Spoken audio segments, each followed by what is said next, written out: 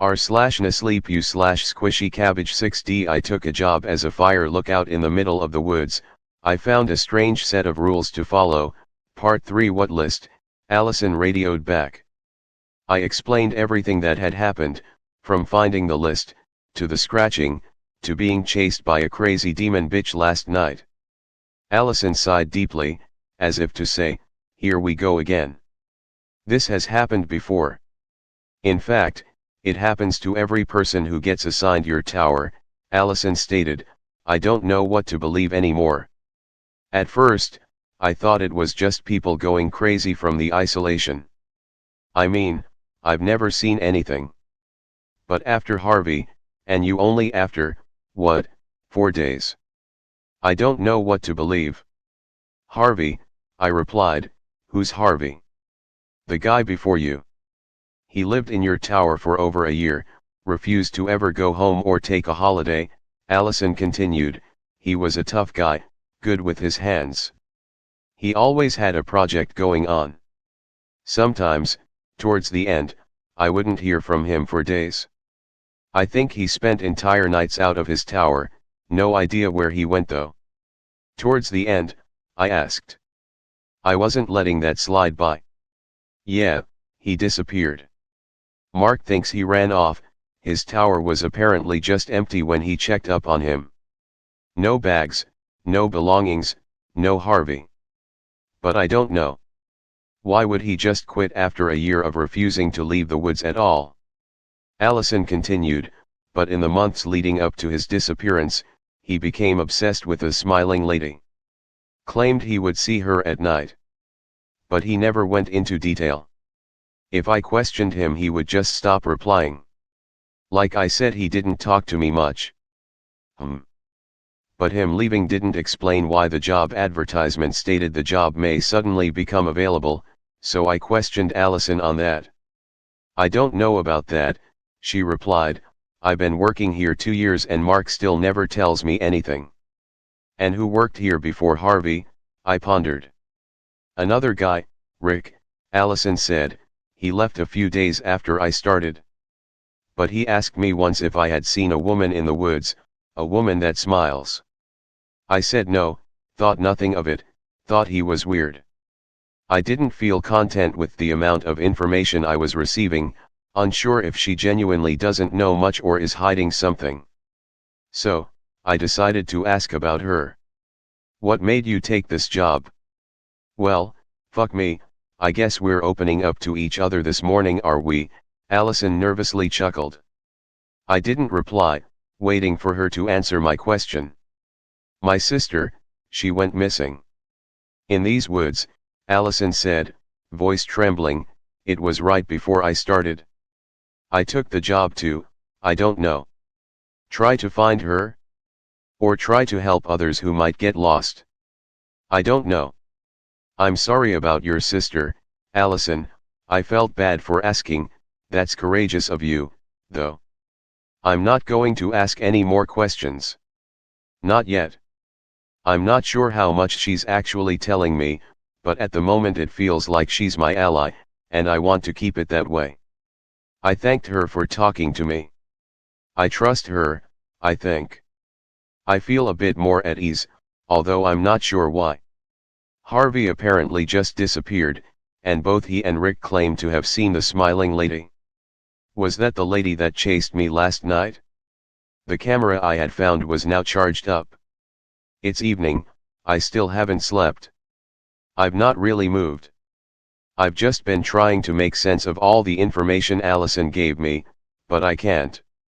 Maybe the camera will provide some answers. It flickers on. On the screen, 3 choices: photo, gallery, settings. I choose gallery. The first few photos aren't exciting. There's a few pictures of a random lake, a random house, a random car. Nothing that helps me. Flicking through them at such a fast pace, I almost didn't realize that I'd skimmed over a picture of the tower. My tower. And at the base of the tower, a family. A family of 3. The father has dark hair, quite tall and looks as if he's experienced with the outdoors. Big, Sturdy guy. The mother, a blonde woman, with a beautiful smile, her arm on her husband's shoulder. The third member is a child, a boy with short brown hair and a striking resemblance to who I guessed to be his father. I continue to look through the photos, but no longer see the family together, only the man. He was taking selfies inside my tower, taking photos of the view from my window, of the outhouse and of some of the trails. Was this Harvey? Or Rick?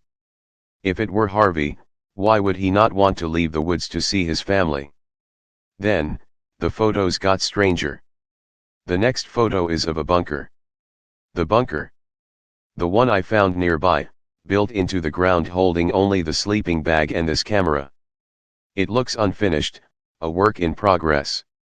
With each picture, it looked more complete. Whoever had this camera was building it. Allison said Harvey was good with his hands, didn't she? Why would he build a bunker in the woods? And so close to the tower? The next photo, of a random tree in the darkness. In fact, the next 4 or 5 photos are of this tree. At the base of the tree, a shadow. A weird, distorted shadow. A shadow that doesn't make sense. Was Harvey, or whoever this guy is, trying to take a photo of something? Was he trying to take a photo of the smiling lady? What the fuck was that noise? What time is it? 2:13 a.m. Something just woke me up. I can't hear anything now, but something definitely woke me up. I was so tired from the night before, that I wouldn't have just woken up on my own accord. Maybe it's I hear faint crying. A woman's cry. It doesn't sound too close, but I sit up in bed as I listen to the long, mournful wails. I know this rule. Rule 3. If you hear a woman crying between the hours of 1 a.m. to 4 a.m., ignore it. Except, I can't ignore it. It sounds so sad, so broken.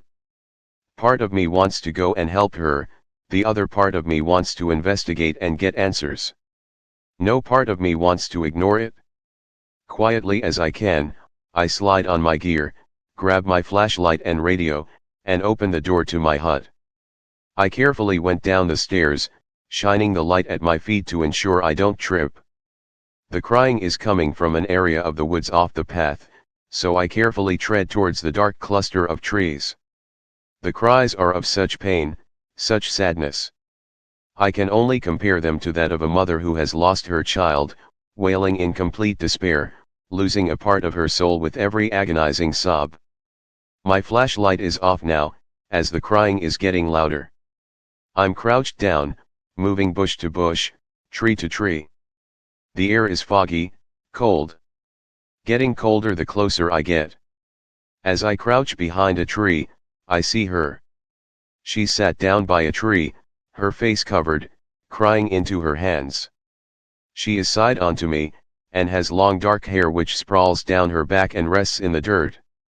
Although I can't see it too clearly, she wears a gown, which seems clean and undamaged. What is damaged though are her arms. Her arms are twisted, broken. One of her elbows is bent backwards, with bone jutting out under the skin from both her forearms, although not piercing through. Her fingernails, long, sharp. Not an ounce of meat on her, her body almost skeletal. Her pale white skin glowing in the darkness, hugging her collarbone, accentuating her bony figure. My radio statics. Only for a second. I quickly look down to turn it off, and as I do I realize. The crying has stopped. I'm still looking down at my radio. Fuck, she heard me. I can't look up, I feel sick. I force myself, and slowly look up at her. She's looking at me. She has hollow, dark, wide eyes. They look lifeless. The whites of her eyes providing a drastic contrast to her dark pupils. Her eyebrows are raised. She's smiling. Her smile is unnaturally wide, spreading across her face wider than what should have been possible, baring all her teeth. Her smile so menacing, dark. On her face, remnants of the tears she had cried. some tears still dripping off her sharp cheekbones, and dripping down her narrow neck. Except she wasn't crying now. She looked excited. I'm about to run. I can't look away from her, but I'm trying to convince myself to fucking run. I need to run. I've been staring at her for about half a minute, and she hasn't moved. Her eyes still locked with mine, her smile sinister. Just as I'm about to muster the courage to turn my back on her and run, she moves. In one quick motion, her neck snaps to the side with a click, and she crawls into the darkness beyond her. The movement so fast, her broken arms cracking as she shot away. This is my chance. I turn to run. I run hard, don't look back.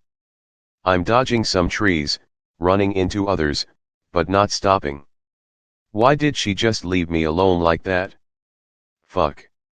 There's the tower. I run up the stairs, stumbling into my hut, and slam the door. I hear nothing. From the safety of my hut, I'm looking around the base of the tower, the woods around me, I see nothing. Fuck it, I'm getting under my covers. I turn my lamp on, and jump into bed. Shaking, I try to calm myself so that I can listen to my surroundings, listening out for her over my pounding heartbeat. But I hear nothing. There is nothing but silence. Just as I peep out from my covers, building up the courage to radio Allison, I see it. Scratch marks on the floor of my hut. Marks that weren't there before. Marks I must have missed when I raced in. They look like something made by an animal. Made by something crawling. The marks are from the door of my hut, all the way across the room to my bed. I couldn't see her outside before because she was already inside the hut with me. She's under the bed.